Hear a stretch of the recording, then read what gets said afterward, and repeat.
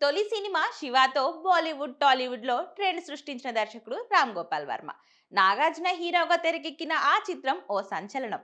ఆ సంచలన సినిమా శివ గురించి ఇప్పటికీ మాట్లాడుతుంటారు. శివ తర్వాత బాలీవుడ్ లో అనేక సినిమాలు చేసిన రామ్ గోపాల్ వర్మకు షాట్ పెట్టడం మొదలుకొని టెక్నాలజీని సినిమాకు ఉపయోగించడం వంటి అంశాలతో ప్రత్యేకమైన పేరుంది. కొన్ని ఫెయిల్యూర్స్ కారణంగా ఆయన బాలీవుడ్ ను వదిలేసి టాలీవుడ్ సినిమాలనే చేస్తూ వస్తున్నారు.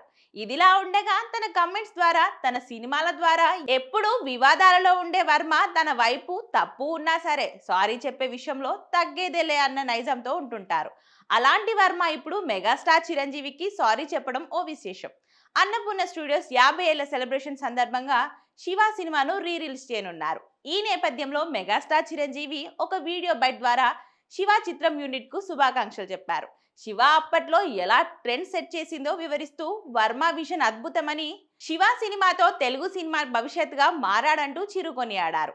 దానికి వర్మ ప్రతిస్పందిస్తూ ఈ వీడియోను షేర్ చేస్తూ చిరుకు ధన్యవాదాలు చెప్పడంతో పాటు తను ఎప్పుడైనా నొప్పించి ఉంటే క్షమించాలని కోరారు. మొత్తం మీద ఇప్పుడు ఇది వైరల్ అవుతుంది.